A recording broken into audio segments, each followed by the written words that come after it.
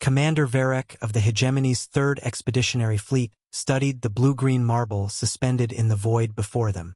The planet designated as Terra 3 had been broadcasting electromagnetic signals for barely 2 centuries, a cosmic blink of an eye.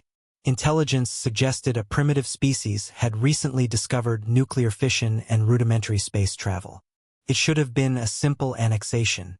"Sir, we're receiving a transmission," reported Lieutenant Koss from the communications array. "It's curious. They're broadcasting on multiple frequencies simultaneously." Varek's mandibles clicked in amusement. "Let me hear it."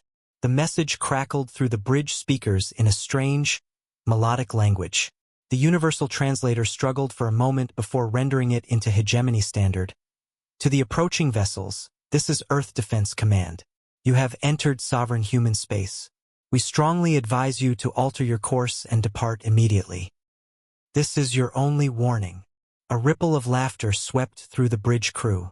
Their fleet consisted of 300 warships, each capable of glassing a continent.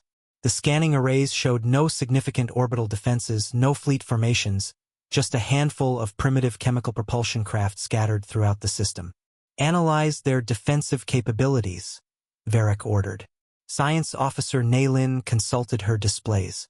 "Their largest vessels appear to be nuclear-powered, sir. Crude kinetic weapons, some primitive fusion devices. The planet shows signs of recent atmospheric nuclear testing. By Hegemony standards, they're operating at technology level 2.3, roughly equivalent to where we were 3 millennia ago. And our fleet, sir, a single destroyer could eliminate their entire planetary defense network within hours." Varek settled back in his command throne. These humans were either remarkably brave or catastrophically ignorant. "Open a channel. Let's be diplomatic." The main screen flickered to life, revealing a middle-aged human in a blue military uniform.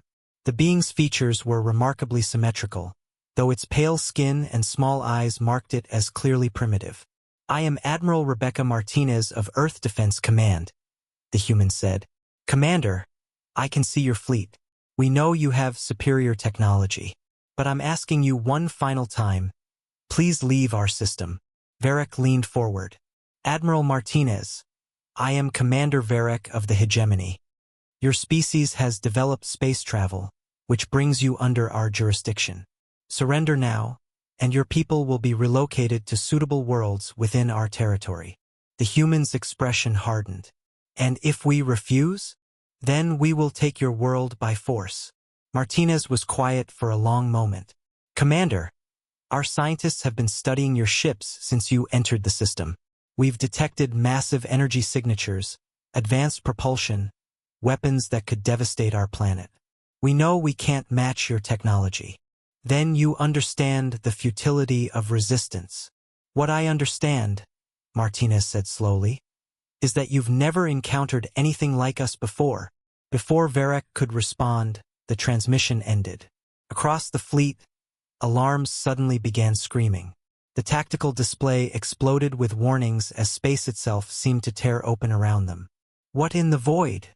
Varek began. "Sir, massive energy spikes throughout the system. The humans, they've activated something." Through the observation ports, Varek watched in horror as reality twisted.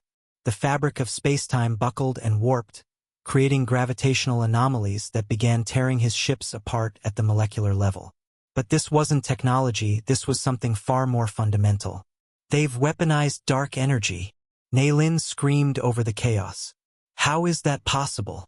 They shouldn't have the theoretical framework for—" Her words were cut short as the flagship's hull began to disintegrate. In his final moments, Varek understood the truth that Earth's databases had hidden from them. These humans hadn't just discovered space travel, they had discovered something the Hegemony, in all its millennia of conquest, had never even theorized. They had learned to manipulate the fundamental forces that held reality together. The 3rd Expeditionary Fleet ceased to exist in 4.7 seconds. 300 light-years away, Hegemony High Command received a final transmission. "This is Earth. We tried to warn you. Next time, when someone asks you to leave, you should listen." The transmission ended. In the vast silence that followed, humanity continued to orbit their quiet yellow star, waiting patiently for the next lesson they might need to teach.